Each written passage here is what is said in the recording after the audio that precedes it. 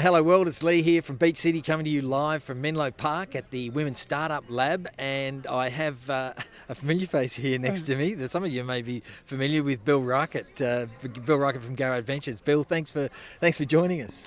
Great to be back with some Aussies, you know? we were just talking about Australia, and you went down to Australia last year for StartCon. Exactly, right. And I had the great opportunity to MC a portion of the StartCon, which was the Startup World Cup competition that we did in conjunction with StartCon,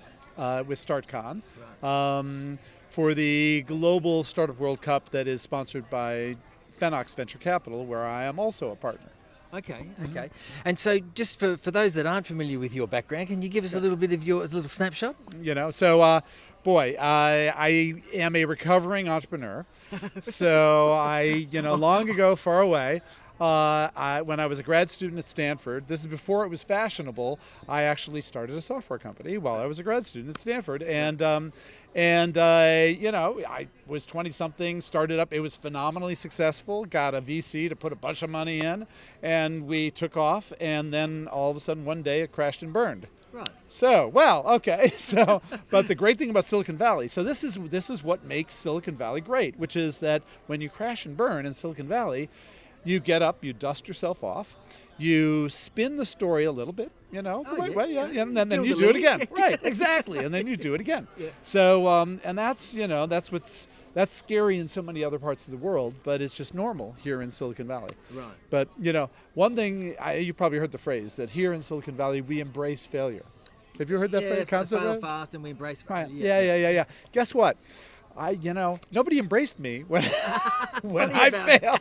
Yeah, exactly. But the good news was, I still had the chance to do it again. So I got to do it again, and that company went public.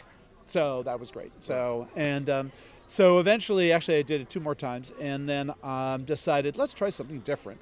So I got together with a gentleman named Guy Kawasaki, and we started Garage Technology Ventures around the idea of trying to bring global entrepreneurs into the Silicon Valley ecosystem. Right. So that's when we started Garage, and we've invested in something over 150 companies since. So can you share some of those companies that perhaps people would be more familiar with that you invested in? So our most famous company is a company called Pandora Media. Pandora invented the idea of internet radio, and that was our first, actually it's our second unicorn, but another company that wound up being a great success, a little more obscure, but a company that built and developed the world's most efficient thin film solar panel, and we sold that to the Chinese. Right. So that was a very nice outcome for us as well. A company called Mia Sole, right. And we also managed to find these guys who came knocking on our door and said, we've got this great idea, and they'd been knocking on everybody's door throughout Silicon Valley. There was a bunch of guys from Boulder, Colorado, who were out of the storage business. Storage is deathly dull and boring. And, and they said, no, wait, we got a really good idea. We said, okay, tell us your idea. And they invented this concept called Virtualized Storage, and a few years later, we sold it to Hewlett-Packard for $500 million. So. Wow. That was a very cool outcome. A company called Left Hand Networks. So, wow. And, bunches of other companies that are more obscure. Most of our companies are tech companies we sold to other tech companies. We haven't been that big in consumer, so right. Our brands are not that well known. Right. And so what are the things that you look for? What's the litmus test that you straight up? Yeah. Well, so the litmus test straight up, actually, our scorecard we call WTF. That's our scorecard. So that's a good scorecard. So in the grand sense, the point is, what the heck do you offer that is compellingly valuable to your customers that's going to make them fall in love, right? Right. And, all these other people out there talk about, we look for passionate teams, or we look for novel technology, or whatever it is. But really, at the core, most entrepreneurs don't realize what really, really counts is a compelling value proposition. Right. that's going to make your customers fall in love with what you got. Yeah. So we look for the compelling value proposition. For unfair advantage, we look for great teams that are resilient. We look for technology that gives you a competitive advantage, and we look for, proof that customers really care about what you've got. Some sort of traction, as well as a financial model that makes some sense. Yeah. So just want to touch on the resilience. You look for great teams that are resilient. How do you know I'm resilient or not resilient? So if you could put up with the crap you have to put up with dealing with VCs, that's a measure. That's a measure of resilience, right? Right. So only half kidding, partially kidding. Yeah. But the other thing you really look for is, there are two types of entrepreneurs. There are the entrepreneurs that come into our office and they say, hey, we have this great idea, and here's this technology we hacked together.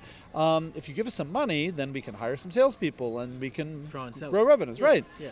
And we say, get out of our office, right? And there's the other team that comes in and says, hey, we got this great technology. here it is. And, we've been just out there and we've been pounding the pavement. We've already got 15 customers. They've got it. And so we already have generated, $20, $50, $100,000. I don't care. I just want to know that they're going to go sell it themselves. They're going to go to the market and they're going to go figure it out. And even if they're engineers, they're still going to go out and they're going to work the customers and they're going to figure it out. Yeah. And so part of the resilience is simply they keep making progress even if all they've got is ramen noodles to live on. Yeah. Yeah. Right. So we're here with Startup Catalyst as part of the Advanced Queensland programs, bringing a mission out here of I think there's 18 Australians, and the idea is to immerse themselves for a week into the. We've been to Boulder and we went to Denver, and now we're here. So cool. Boulder was fantastic. Yes. And so aside from the capital, the investment that is the investment VC stuff that's here. I guess everybody's sort of going, what's the secret sauce? How do you build the next cycle? Yes. Chris actually gave me the book Rainforest and said, man, you got to read this. And I read it and I went, wow, okay. Well, I got actually, I'm good friends with Victor and Greg. So I love those guys. So, but I give them grief about the metaphor, because the metaphor almost works, doesn't always work. But in any case, but they needed a metaphor, so they got Rainforest. So, okay. I kind of like the metaphor, actually. Yeah, okay. I can relate to it. So what is it that makes Silicon Valley so special in terms of innovation and those collisions and things that happen? Yeah. So sort of the number one thing I think, it's a combination of things, obviously, but one thing that people don't talk about is the fact that the only people in Silicon Valley are people who chose to come here to be part of an innovation ecosystem. Yeah. Whereas in almost every other part of the world, you've got a competing culture that is competing with the innovators. You've got a legacy financial or fashion or Hollywood or media or whatever you've got another culture that is crushing the high-tech entrepreneurs. Yeah. Whereas here in Silicon Valley, everybody is talking about, high-tech innovation. Yeah. That's all we talk about, right? Yeah. So that creates a much richer ecosystem to start with, hence the rainforest model. Yeah. But the other thing that we got here is a corporate ecosystem that will try innovative products, will buy innovative products, will invest in startup companies, and will acquire startup companies. Right. And again, that's another thing that most people don't talk much about, is that part of the key of Silicon Valley is it is the best place on the planet to find customers for technology. Yeah. So almost every Global 2000 tech company on the planet has an office here. Yeah. And so if you've got technology, there's no geographic region anywhere on the planet that's a more likely place to be able to talk to prospective customers. Yeah, right. So, again, we're mainly in the enterprise B2B world. So obviously, if you're in the consumer place, you can be anywhere on the planet and offer consumer, right? My Finnish friends like to point out that, the great thing about the internet is on the internet, nobody knows you're a Finn, right? So, hence the Finns are really good at games, right? Because it doesn't matter where a game comes from. You can, it can be in Helsinki or whatever. But when you're talking about, deep technology, enterprise, where you're talking B2B, and you got to sell to businesses, this is this is a great place to be. So that's sort of one of the secrets that people don't talk about, but it's what made Silicon Valley great was that from the earliest days, there were companies here who would sponsor entrepreneurs and try their technology and use and buy their technology. And everywhere else on the planet, big companies tend to get, I can't risk my company on these grungy entrepreneurs. Yeah. And that's a hugely different cultural mindset that Silicon Valley has. Yeah. And so you obviously invest in companies from all over the world, and you travel extensively looking for opportunities and companies to bring back to the Valley. Right. So can a company come, I suppose two parts to the question. What's the criteria that you assess? Are they ready to come to the Valley, and can they come too early and get into this what's essentially a very competitive, fast-paced world? Yeah. Well, I mean, you shouldn't come to the Valley until you've got something that somebody here in the Valley can buy. Right, and so because if you're still in development mode, it's probably going to be cheaper to stay where you are while you're still developing. And ideally, wherever you are, you can get some validation of what you're doing from your customer base more cost effectively than picking up your stakes and moving here. So, having said that, we do see, nevertheless, lots of entrepreneurs who just figure, God, I don't have enough people around me who I can bring in who will support me to even get off the ground. And so they just fly in and they sleep on somebody's couch. And God bless, sometimes that works as well. But generally, I encourage entrepreneurs, stay where you are. Your development team's going to be cheaper locally. Your network is better locally. Your chances of getting some initial validation are, because it's probably not going to work the first time. So you got to iterate anyway. So you're going to save money if you stay local.